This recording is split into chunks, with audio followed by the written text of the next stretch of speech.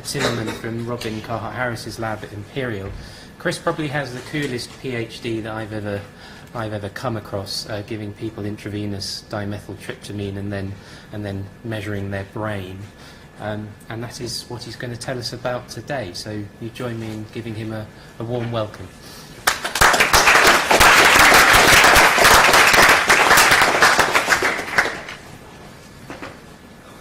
Okay, thanks Jane for the intro. Never realized it was such a cool idea, but I guess that's the case. Kind of realized that. So yeah, like James mentioned, I'm in Robin C.H. Carhart-Harris team in the Psychedelic Research Group at Imperial College London, where I'm doing my PhD. So what we do there at the lab could be kind of like subdivided in two big areas. One of them is the clinical side of things, so giving at the moment a trial psilocybin for depression to treat depression. And the other one is how we can use psychedelic drugs as tools that could allow us to understand a bit better what are the neural underpinnings of conscious experience. So with that in mind, I would just like to start with a very, very simple idea, but hopefully that illustrates why these can be useful tools for the study of consciousness. So let's say, for example, one of you goes into one of our studies. You become one of our participants in an LSD study, right? And we could try to characterize your normal waking states of consciousness as a state A, right? You go into the study, we administer the LSD, and within an hour or so, you will slowly have a come up into the psychedelic state induced by LSD, which we can label as state B, right? And you can have very strong visual imagery, hallucinations, things can acquire new meaning, very significant experiences can arise, etc., etc., and then you would plateau and gradually go back into your normal waking state of consciousness, state A again, right? So this, with LSD, happens in about 10 hours, right? The nice thing about short-acting psychedelics like DMT is that you can measure the soul experience and you can condense it, if you will, into 10 minutes. So trying to understand what is happening at each of these moments, at the come up, at the come down, and also in terms of experience, what are the characteristics of these experiences, can be quite useful to use a short-acting psychedelic drug. So not only that, it allows us to focus on the process. So instead of thinking just as a steady states of consciousness, it gives us a privileged view into the dynamics of experience, how each of these different phases come about, both in terms of brain activity and in terms of experience. So building these bridges between conscious experience and brain activity can be quite, we have a strong advantage by using short-acting psychedelics like DMT. So this is kind of like the basic introductory idea into the talk. So stepping a bit back, what is DMT? DMT is N,N-dimethyltryptamine. It's a classic psychedelic drug. By classic, we mean that its effects are mediated by activity at a specific serotonin receptor in the brain, the serotonin 2A receptor. Studies have shown that if you block this receptor with, for example, a drug called ketanserin, an antagonist of the 5-HT2A receptor, you block the psychedelic effects, for example, of ayahuasca. So ayahuasca is a compound that also has DMT, and this has been shown with humans as well with psilocybin, which is the main active compound of psychedelic mushrooms. So as you can see in the schematics here, it has a highly similar structure to the serotonin itself. Only two groups differ, and very interestingly, there is accumulating evidence that we produce DMT in our bodies. And what is the function of that? We don't know. there's a lot of speculation, a lot of also ill-founded speculation around that, but there is evidence that we produce it in our body. Okay. In terms of the history, the first person to discover the effects of DMT was Stephen Sara. Stephen Sara was a Hungarian biochemist, and he was very interested in studying the effects of LSD in human participants in the 1950s. But Sandoz, which was the pharmaceutical company in Switzerland that manufactured LSD, denied him the permission of using it or selling it to him, basically. And the story goes it's because he was behind the Iron Curtain. So because he was behind the Iron Curtain, yeah, Sandoz, this Swiss company, wouldn't sell him LSD. So he did a bit of research, he looked through some texts, and he found out that there was a snuff in the Amazonian snuff that had DMT, which had very interesting effects. So he went about and he synthesized the molecule himself, and he administered it to himself at increasing doses. And he did this until he reached very interesting, specific psychedelic effects.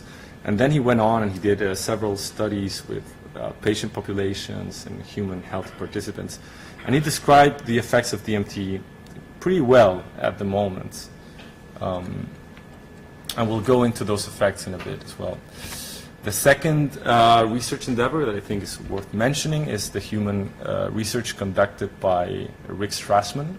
So Rick Strassman is noticeable not only for using DMT intravenously, which can be quite an intense experience, but he's also noticeable for being the first person in the US to conduct a human research study with a psychedelic compound. And the interesting thing is that he did it with one of the most intense experiences that you can find, which is intravenous administrations of DMT. And he described the subjective effects of DMT at large in his kind of like famous book, DMT, the Spirit Molecule, and he described these effects as having this intense rush at the onset, being this idea of being propelled like through a rocket at the beginning of the effect, the very strong visual imagery, and the loosening of bodily awareness. But very noticeable, the idea of the entity encounter. So when people take the drug, they're confronted with a strong sense of otherness in the experience. There seems to be something out there that's not coming out from endogenous activity when people have their eyes closed when he gave the DMT. So quite an interesting, kind of like far out experience that he noticed, and he went also at length at this in his book. Many people having these alien sort of encounters with clowns, entities, elves, and so on and so forth. So he also could be said he's a bit responsible of generating a bit this kind of like mythology around the experience of DMT,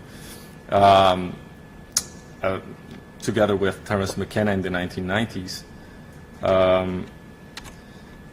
So broadly, we could characterize the psychological effects of DMT, not only psychological, but also the physical bodies, the physiological effects as consisting of somatic, so effects in the body, visual imagery, and in terms of the phenomenological features, this idea of sensing presences or accessing new realities. So quite interesting, this idea that with eyes closed, you can have such an intense experience with the drug that a new world is being generated of sorts.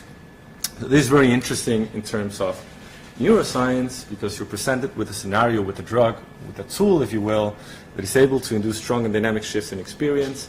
And what we want to find out is how can we use this tool to understand these shifts and these dynamics of experience. Or if you want to be even more ambitious, how do we generate worlds in terms of experience, right? In terms of brain activity. But before we went into the research, before we could tackle this, this idea, we had to address a bit of an open issue, like basically the intensity of the effects of DMT. DMT is not, when it's given at enough interesting doses, it's not felt as a mild experience, quite intense. It can be quite overwhelming. So we needed to find out, can we give this inside of an fMRI scanner? An MRI scanner is a very claustrophobic space. It's very noisy. So it's not the ideal environment to have DMT. And also, can we actually determine, what are the effects at a proper resolution? Can we get an idea of when and where are things happening in the brain, right? So to engage in this research endeavor, we split up our study into two main stages. And the first one was this dose-finding study of DMT. We wanted to find out what is the right dose to give to people in which they can have safe experiences in the lab, but at the same time keeping it interesting. So getting these strong subjective effects that we see, that we know about, that we can read in the literature.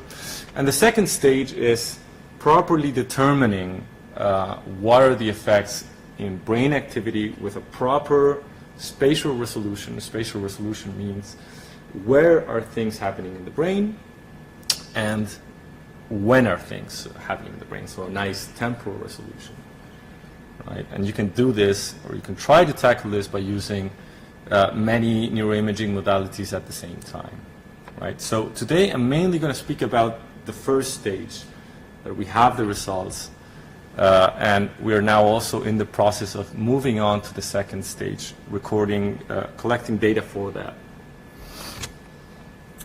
So as I said, we wanted to keep it safe, and we had a bit this trade-off, right? So we want to get the interesting psychological effects that we find in the literature, that we know about DMT, but we got to give a dose that is safe enough at the same time. We don't want to induce strong anxiety in people. So to do that, we split our sample into three main groups. And the first one received what could be considered a low, it's really a medium dose of DMT, which is 7 milligrams. We did that once we assessed it was a safe dose, people were having safe experiences. We said, okay, this is interesting, but we still need to, we can push it a bit further. We think we can get more interesting experiences at keeping it safe, so we moved to 14 milligrams. We got to pretty much the same conclusion, even though the effects were a bit stronger, so we moved into 20 milligrams at the end, which can be considered a medium to high or a high dose of DMT. And they were all healthy participants. This was not a clinical study, and they had previous experience with the drug. So this is how the research environment looked like. As you can see, this is an actual hospital room, but we covered everything with drapes. We tried to make it as nice as possible. We had music in the background. As you can see, this is the kind of like the general mood that was going on. Quite chill, quite relaxed. And keeping in mind this whole idea that, the non-pharmacological factors, so this idea of set and setting, what you bring to the experience and how can that influence the acute effects of the drug, right? So in terms of results, what did we see? We see that the strongest effects of the drug related to visual imagery, simple visual imagery, elementary imagery that you can see here in the scale. What is elementary imagery? Elementary imagery refers to geometrical patterns, non-figurative imagery that doesn't refer to anything really complex. We also see that complex imagery was greatly enhanced, so perception of faces, places, etc. The loosening of bodily awareness, or the disembodiment factor here. And also very interestingly, strong spiritual experiences, blissful state, insightfulness, all these scales related to kind of like peak qualities of the experience, aspects of the experiences that involve emotional content, or more, as in neuroscience usually puts it, high order sort of functions. Very nicely, we see that anxiety was not significantly enhanced, so we got to our objective. We see that people are having safe experiences, but they're quite intense. And here you can see in the three different doses, you have differences in intensities, but the basic idea is that the constellation of effects remains pretty much the same. So pretty nice thing to see. In terms of specific phenomenological features, we see that geometrical patterns was the one that was most strongly enhanced compared to placebo, followed by the sense of size or space being altered.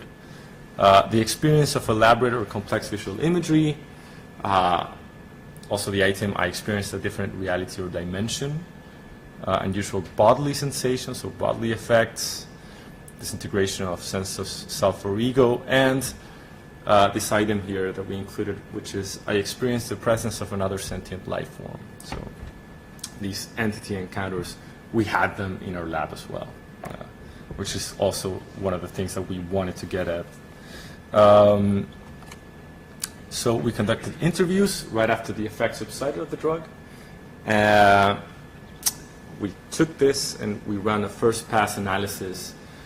We did a thematic analysis, as you call them. And we used basically, we clustered then these responses into main themes, and these are some of the themes that people gave us. Strong bodily effects. Everybody had some sort of effect in the body. Everybody mentioned this strong response at the onset, this idea that there's a rush coming in, that you're propelled through a rocket into outer space or into DMT space. Strong sense of vibration, warmth, distorted perception of one's own body. Many participants said at the come down that they felt that their legs were out of place, their arms were in weird positions, etc. We also asked people to draw sketches of the most significant visual experience at the end of the day. And here's another theme that's being illustrated by the sketches, which is simple visual imagery. So everybody had some sort of geometrical pattern emerging at the beginning of the experience, especially, and being colorful, and a kinetic element in that. So moving was quite commonly mentioned. Here's an example of that in the low dose, geometrical patterns, strong sense of perspective, which also can be attributable to the level of skill of the drawer as well. So we cannot really. This is at the medium dose, simple visual imagery, and this is at the high dose. So this idea of strong sense of kinetics was also mentioned in this case. Second big theme was complex imagery, so reference to familiar events, this idea that something that the participants had experienced in the morning, in the day before, on the week before, things that were on their mind, somehow got in the experience as well. Meaningful or meaningfulness attached to the detailed visual imagery that people experienced was also mentioned. So here are some examples of complex imagery at a medium dose. It's actually quite nice. This participant draw two different sketches. So he said this basically came after this. So he began with this experience and he moved into that one. You can see basically how, the basic idea is that from, the geometry, some sort of more complex precept emerges. High level of detail. Here's an example of that. This participant mentioning being in this world with Fabergé eggs, and inside the eggs resided cosmic information of sorts. So high level of detail in terms of what people experienced. The sense of being transported was another main theme into a different space, and the space having another worldly quality, an enhanced sense of reality. Also strong sense of familiarity was mentioned. Receiving external information. Every participant at the high dose had this overwhelming feeling of receiving more information that they could handle. This is also commonly mentioned. And finally, the entity phenomena, the sense presence phenomena, and the main thing that people mentioned about when this happens, this entity encounter, it's this idea that the entity of this presence had some sort of intention, some sort of sense of purpose, a mind of its own, if you will. Right? So I'm going to read some of the reports related to that.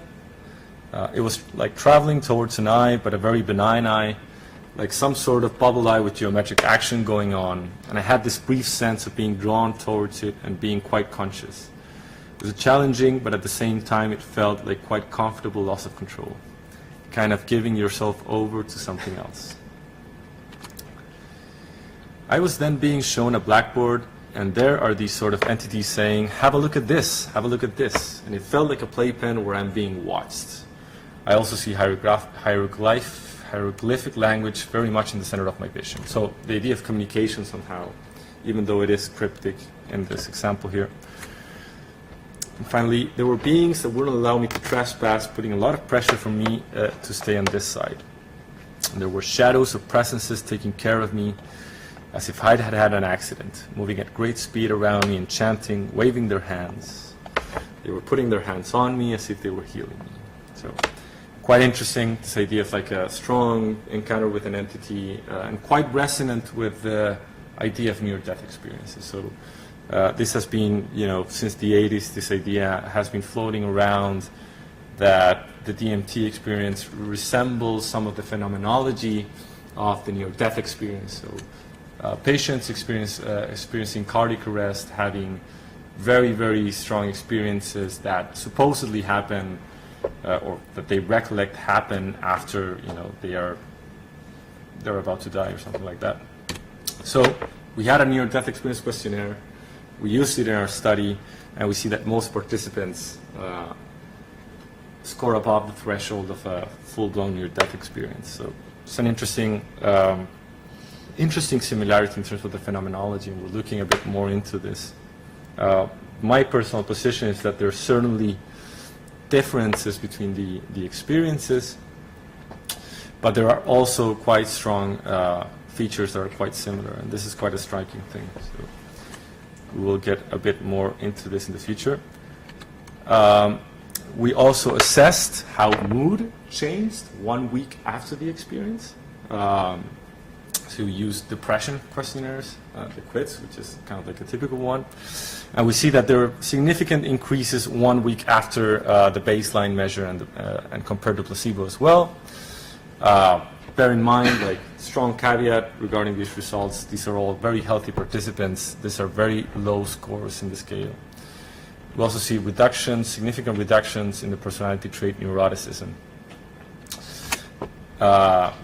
This is, as you can see, acute effects related to the mystical experience or spiritual aspects of the experience being greatly enhanced following drug administration in terms of the acute effects.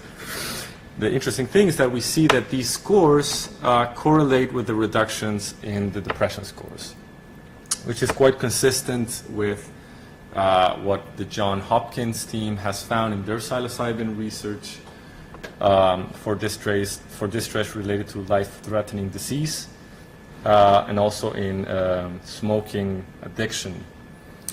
So this is, interesting. It kind of gave us maybe a bit of a hint of some of the mechanisms involved in the antidepressants, so the potential antidepressants effects of ayahuasca. So a few open label studies happening here and there showing these strong effects, which is also very commonly reported in ayahuasca users.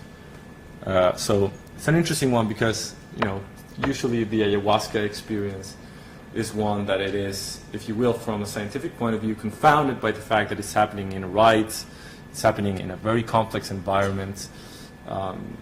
It is rarely the case that you have an ideal scenario to measure what is the thing driving, the decreases or in depression scores. So at least in terms of mood, it appears that DMT has an effect on its own. Now, in terms of brain activity, when we took the average activity, so we measured EEG activity while the experience was unfolding, before and after as well, and under placebo. And basically what the EEG measures is rhythmic activity in the brain patterns, if you will, over time. So you have different frequencies, and these different frequencies, we label them as alpha, beta, gamma, theta, delta, right? They're related to slow wave or fast wave activity of sorts. what we see under DMT, if you take all of that brain activity, all of that, after the drug is administered, we see strong decreases in alpha activity. And alpha activity is believed to be, by many researchers, this idea of some sort of like top-down filter. It has kind of like an effect of preventing spontaneous activity endogenously generated when people are with their eyes closed and resting from kind of like going wild and inundating basically other parts of the brain. And we see that this is strongly reduced. So kind of resonant with this idea of taking away some sort of filter. This is a very basic sort of like interpretation, but it could be one way of looking at it. We also see this same effect in the beta band. And what we see is increases instead of neural signal diversity. Neural signal diversity is this idea, you can think about it as a bit of a metaphor, that if you have a dictionary that comprises the amount of brain states that you have, the neural signal diversity relates to the richness of the dictionary. It is computed by a compression algorithm, the Lempel-Siv algorithm, which calculates that. And this is, very resonant with what we know with human ayahuasca research, what Jordi Riba has shown in his group in Barcelona. There's sort of strong reduction in the alpha band following ayahuasca intake. Eduardo Schemberg, a collaborator from ours, also saw this in his study in Brazil. Not only that, he saw this reduction in the alpha band being related to the levels of DMT in the blood, right? Also, from what we know in terms of blocking the serotonin 2A receptor with pretreatment of ketanserin, which is this, 5-HT2A antagonist, preventing the decreases in alpha following ayahuasca administration. And when looking at more complicated measures of looking at communication between brain areas, what ayahuasca does in terms of reducing top-down connectivity, which could be interpreted as top-down inhibition being freed, and this relating to the DMT levels in the blood of participants. This is also resonance. Our neural signal diversity results are results related to the complexity of the brain signal that increases following ayahuasca, after DMT administration in our study. Very resonant with the results recently published with psilocybin, ketamine, and LSD. And what's interesting about this is that the signal diversity measure has been seen to be related to global states of consciousness, what has been characterized as kind of like an overall state of consciousness, if we understand the global state of consciousness as the phenomenological richness, if you will. So, for example, we see that if you compare REM sleep, so when you have the dream state is quite intense, you see almost comparable levels of signal diversity to the waking rest state, and this being more strongly pronounced than a non-REM phase of sleep. And the same idea applies with sedation or loss of consciousness induced by propofol. So this is interesting, but it doesn't really tell us much about the dynamics of the experience. So how the experience is unfolding, how brain activity is unfolding over time, and what can we learn when we look at it from this perspective, when we look at brain activity and experience from this perspective, a dynamical perspective. So in terms of subjective effects, we asked participants to give us a rating from 0 to 10 on every passing minute. And this intensity rating basically related. 0 was no drug effects at all, and 10 being the most intense drug effects you can possibly imagine. And here you can see basically the dynamics of the subjective effects. If you characterize it broadly as an intensity thing, you see that people have a peak between 2 and 3 minutes, and then you have a gradual come down of effects, and most effects subsiding by 20 minutes. When you look at the different doses, you see a dose-related sort of relationship. You have in the green here the low dose, in the blue the medium, and in the red the high dose. Basic, kind of like the same idea, right? peaking within 3 minutes and then a gradual come down. Now, when you look at brain activity from this dynamical perspective, you see basically the same dynamics, but in an inverse fashion, right? So an inverse relationship between brain activity in terms of spectral activity of alpha power, this inhibiting sort of rhythmic activity of the brain, has this inverse relationship with intensity. So the stronger the intensity, the lower, the stronger is the reduction in the alpha bands. And you can see here in this little GIF how there's a strong drop-off at the beginning of the experience and then this gradual build-up again. And you can see how activity is more pronounced here in the back of the head, occipital areas, possibly related to, visual activity somehow. Similar sort of thing happens with beta bands, the beta power, although less evident, if you will. And here you have, basically this is rhythmic activity in the brain. You can see that this yellow band here, this is the alpha frequency. You have time here from left to right. And the stronger the yellowness, if you will, within this area here, the stronger the alpha activity. You can see in the placebo case here, it stays pretty much the same, whereas with DMT, you have a massive dropout at the beginning and then a slow build-up again, pretty much following the intensity of the experience. When you look at signal diversity, this idea, what I mentioned about the repertoire of brain states, we see that the relationship is the inverse one. So while you have reductions here in the red and the blue of spectral activity, you have this inverse relationship with the purple line, which is intensity.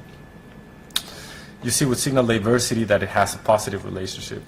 It strongly follows it with a bit of a temporal lag, right? So that's the main idea. And I mean, for those of you who are interested in EEG or in signal analysis, basically spectral activity, how we are seeing it, relates mostly to the amplitude of the wave, whereas signal diversity or measure of signal diversity relates to the phase of the wave, so the shape of the wave. So the richer the shapes, or the amount of shapes, if you will, of the signal, the stronger the intensity as well.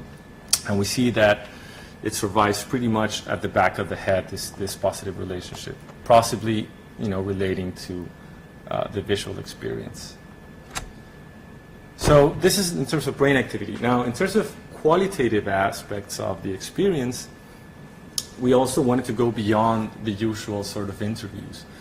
So through a collaborator, Raphael Millier, he conducted some interviews with participants on the day after the experience with an interview method which is called microphenomenology. So the idea is that you put the participant in an evocative state by recreating some of the elements or anchors of the experience. And this allows us to basically track with a better temporal resolution what is going on in terms of the experience that people have, right?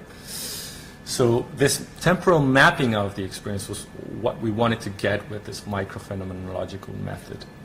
And here are some examples of that. So in this participant, we mapped the nausea, having a bit of nausea at the beginning and seeing some green lights, and this lasting for about 1.5 minutes. Then this being replaced by difficulty breathing, intense pressure, seeing walls of light, then thoughts and confusion emerging, then going into a state of more relaxation, looking at pink lights, and so on, right? So this mapping, this nice kind of like mapping of the experience. Here's another example of that. A participant that was quite, like a disciplined interviewee, was able to give us, super detailed progression of the experience. She was actually, I think she was a meditator, which I think could have helped a lot in terms of introspective nature of going into the experience.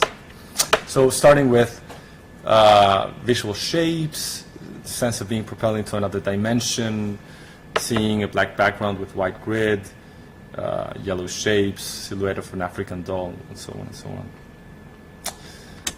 So what was nice about this was that Raphael was able to determine basic dimensions of the experience, but not only that, but the progression of these dimensions, right? So he was able to split the interview, I mean, what people reported in this temporal fashion, into three main sort of like dimensions. And these were the bodily dimension, the visual, and the emotional dimension, right? So here in the medium dose group, you have a general mapping between people. In terms of the bodily dimension, you begin with whole body tingle, hallucination of movement, expansion, weightlessness, this being followed by loss of bodily awareness, and then regaining bodily awareness, right? In the visual dimension, for example, floating in a landscape of patterns, another dimension, then reaching a location with complex scenic content, and then the visuals progressively fading into darkness.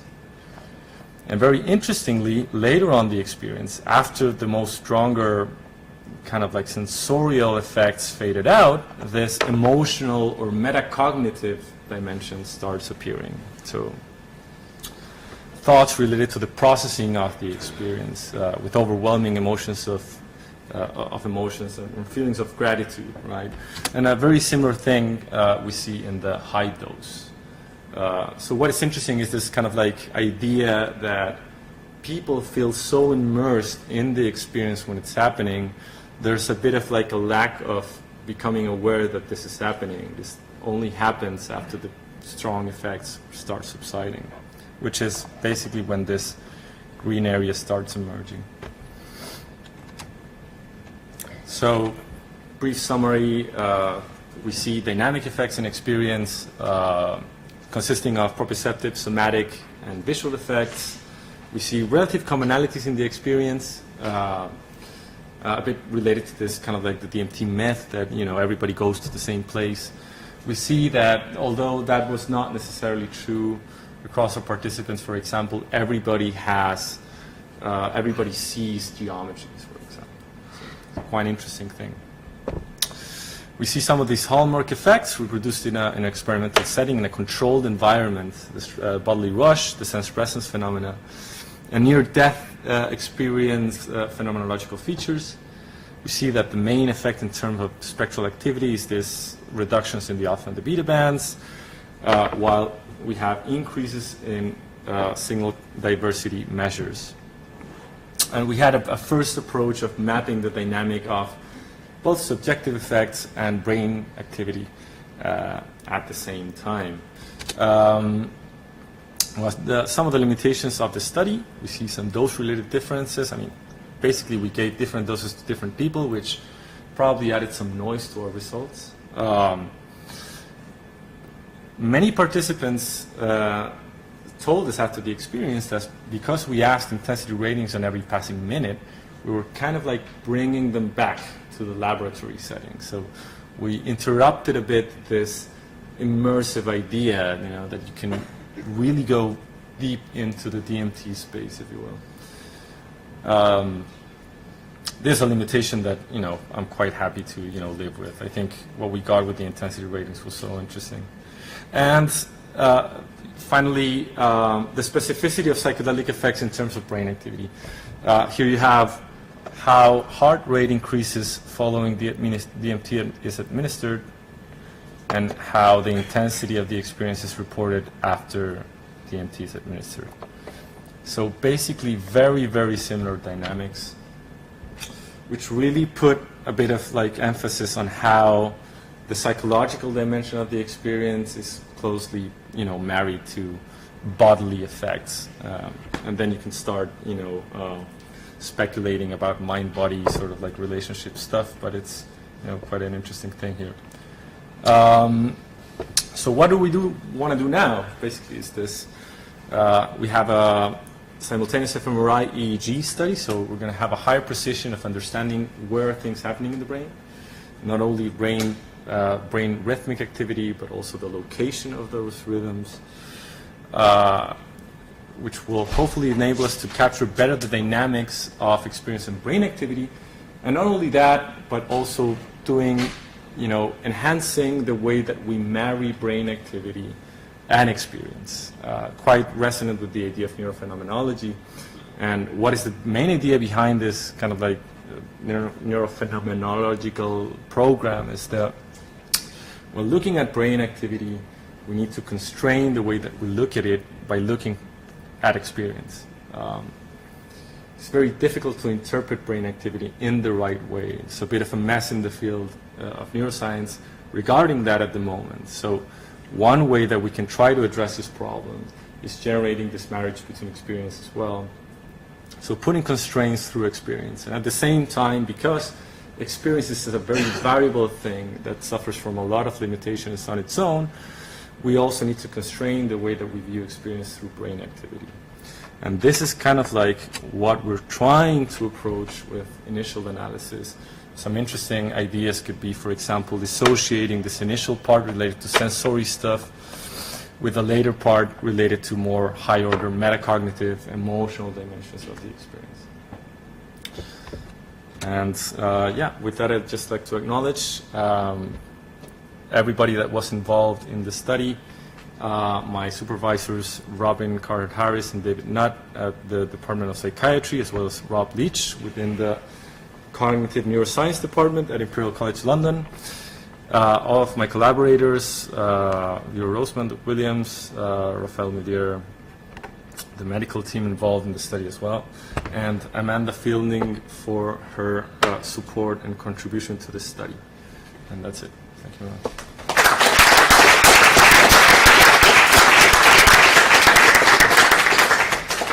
Fantastic. We've got plenty of time for questions. Does anyone have anything they want to ask? Yeah. Any idea about memory, or perhaps communication between cortical areas in the campus? I mean, yeah, I mean, you could argue that possibly there's a strong influx from information from the hippocampus. Unfortunately, our methods at the moment with EEG doesn't allow us to make those inferences, unless you have some ideas, of course. But yeah, just, you know, the problem EEG doesn't allow such specific, or maybe it allows, but I wouldn't trust it so much. Just because the spatial resolution of the technique is not that good. Doesn't matter the method. Oh, right, yeah. Yeah, yeah. Well, Robin's theory, you know, that basically this idea that the hippocampus or activity at the hippocampus becomes disinhibited through the use of psychedelics, and that feeding into sensory areas makes a lot of sense, especially because the amount of richness in terms of phenomenological experience is so large with eyes closed that it's kind of like, it's a very logical assumption to make. It's definitely one of the areas that we're going to look in terms of fMRI. But yeah, possibly that would be kind of like generally how I would see it as well. Oh, thank you. Thanks. Out of interest, from your studies with DMT, what medical use do you think you could see it being used for? DMT on its own? Or is ayahuasca, I suppose? Well, ayahuasca... I suppose you know more about DMT. Yeah. Well, the most obvious example I can think at the moment, or the first one, would be ayahuasca. Just because the practice around ayahuasca has been, you know, developed for a long time. There are many, you know, centers around it. Some are better than others. You know, some are, you know, possibly not, you know, advisable to go to. But there's what I want to say with that is that there's this whole practice and a whole kind of like method involved. And of course, you know, there are ways to secularize that, and bring it into, you know, Western culture in interesting ways. But there's strong evidence suggesting that ayahuasca has strong impact in terms of depression and a lot of others, you know, conditions. In terms of DMT on its own, I think it's interesting, but it's difficult. I mean, for example, in something like this, where you have such a short-lived experience, one of the main limitations that I see is that there's no kind of like reflecting back on the experience as it's happening. People are having a strong experience, they're being propelled out, and then they have only this kind of like little metacognitive thing emerging later on, whereas my impression is with ayahuasca, if you would try to map it out, you have both of these things happening constantly. There's a constant reflection of the experience, and there's this possibility of revising your life and your attitudes, relationship to others, etc. It's speculative, but I think, you know, that's why a short, like a longer lasting experience would be better suited for that. Be cheaper though. Yeah. Well, that's why people are looking into 5-methoxy DMT, which Right, is, okay. you know, it's also short acting, it's a bit longer. But people are reporting strong beneficial effects from 5-methoxy DMT. It has less visions, though. Yeah, that's what reports say. Yeah, it's much less colorful, but much more ego expanding, if you will. So that may be the thing driving positive clinical outcomes. But that's, you know, that's very open at the moment. We don't have much evidence. So what was the degree of your effect in the reduction of neuroticism? I didn't see. Like, you see a significant effect. It's not a wild one. And basically the thing is that everybody's scoring low on neuroticism. You have a floor effect that's quite strong because we wanted very healthy participants. Yeah. So not huge, but still potentially significant. Yeah. And it kind of like has some sort of sense with the quiz scores reduction as well. Gosh, so many people to I think you had your hand. How is dose related to reductions in neuroticism? I mean, is it sort of, do you need above a certain dose for it to be effective in that capacity, or does it occur at even quite low doses? Yeah. I haven't looked at the effect sizes per dose. It was such a small sample size, you know, like some people had like low dose, 3 people had low dose, 4 had a medium.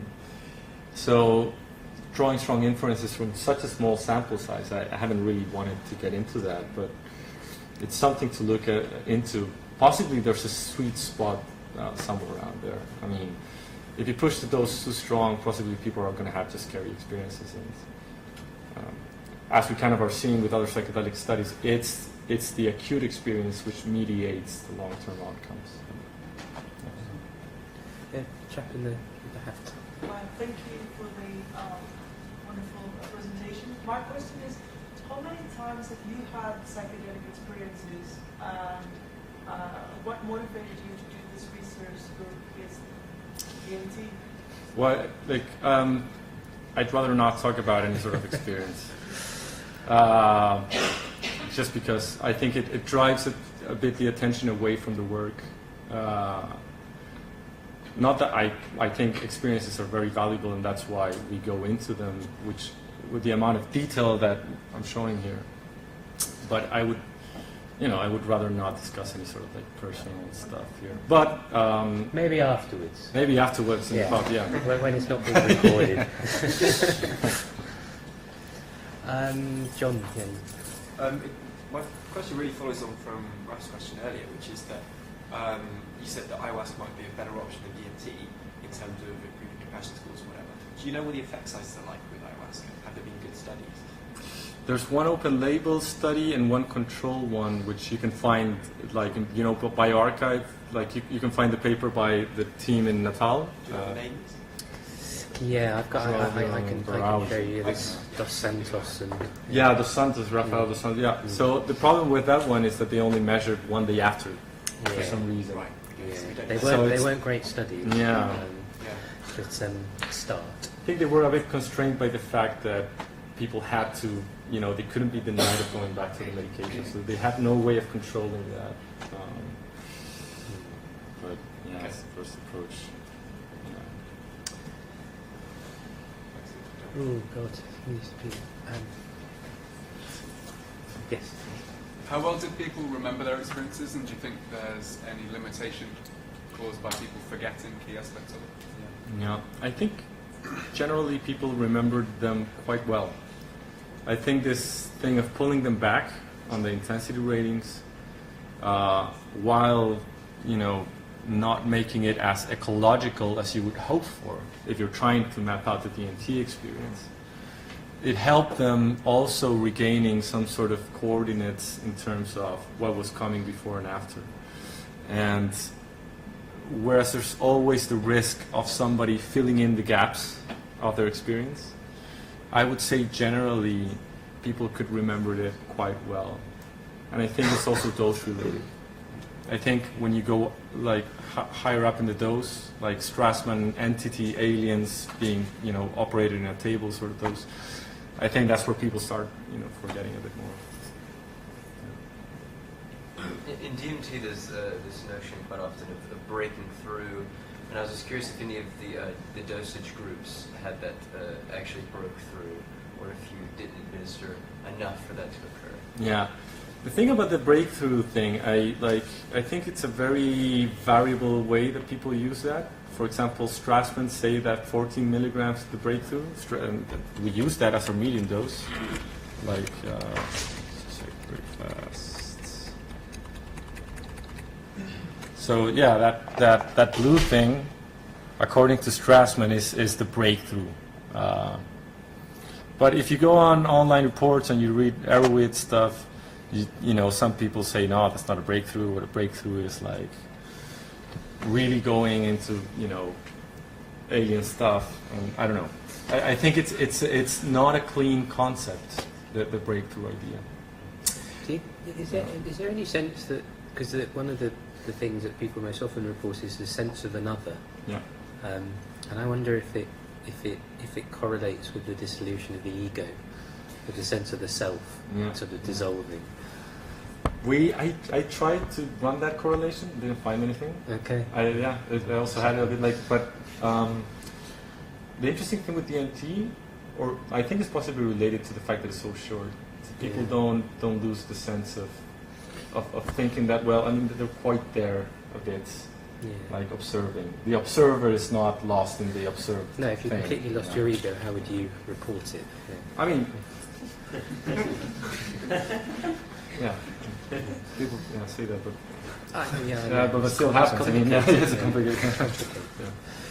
Oh gosh, so many people. Chap at the back. Hi, I just know. I already know that ayahuasca has the original rituals, a lot of symbolic aspects of the animals that appear, or different images that you come and go, like different people that see the same tiger or like snake. So, what's your interest, or what's your approach to this kind of symbolic interpretation of the images that people can have? Yeah, well, actually, it's like if you look at this thing here, that's quite similar to a Shipibo pattern. Like many people who have seen this image say that at least. In terms of the symbolical meaning, I don't know. I think it's more like initially I would say, well, that's strongly influenced by what people know about ayahuasca and where they take it. But I haven't done an in-depth sort of analysis of experience to really get to that sort of thing. I find the works of like Benny Shannon fascinating in that regard, the way that he characterizes the phenomenology. In terms of the contents, quite interesting. In terms of like commonalities, we see, for example, the geometries. Like everybody experiences geometries.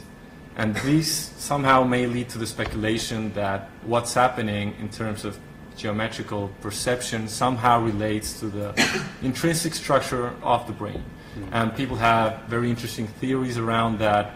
There's this guy, James Kent, who wrote this book, Psychedelic Information Theory, and he says from the geometries then some top-down brain activity happens. So from the geometries, concepts start feeding in, and then you get complex imagery. And that would be kind of like your tigers, your jaguars, or your snakes. I think it's interesting, but it's a bit of a step further and a very difficult one. I think teasing apart set and setting is just impossible, really, in terms of these experiences. One of the things I wondered is whether or not it has any effect on the retina. Yeah, it's a good question. Yeah. I'm not sure anyone has ever looked at that, but anyway. Yes. Yeah, so just a couple questions. So just remind us, the DMT was administered how? Intramuscularly, intravenously? Intravenously. Intravenously. Yeah. Okay, fine. And did anybody have sort of very intense sensations or even feelings of things like paranoia, maybe requiring some sort of an anxiolytic, so like benzodiazepine or anything like that? No, it was. We've never had to use use rescue medication with anyone, not even the depressed patients. Yeah. Also, it would be, it's so short that I think it would be a bad strategy in this case also to go with that. But yeah, luckily everybody felt quite safe. Some people were more on the edge than others. But for example, 12 out of 13 didn't move enough so that we could get good EEG data, which was quite nice. So one person didn't. Yeah, one person didn't, yeah. But not because of anxiety. Ecstasy.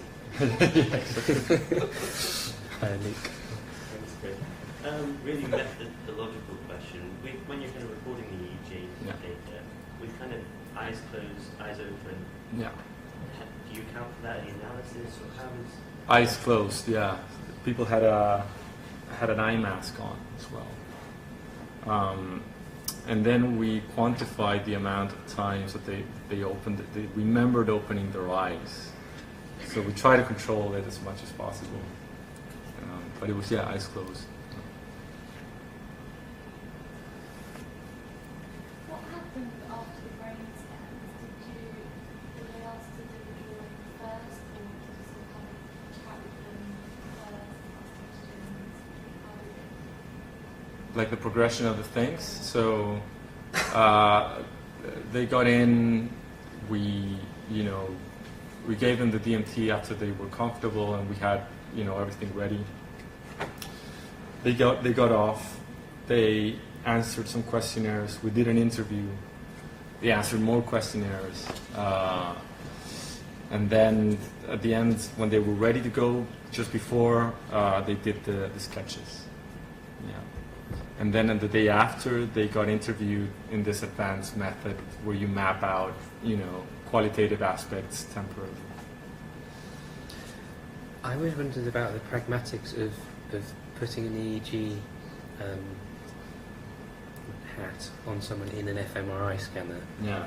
Have you tried this yet? Yeah, it's a handful. Yeah, I mean we're practicing that now actually, and they're so easy with me. Yeah. Well, actually, you say it's like if you have if you shave your head, you have that initial sort of like spiky thing. Okay. And that's does that get in the way? Yeah. Right, okay. So you need to just like do it on the same day. Okay. If you want to be in. I'll pick it. Yeah.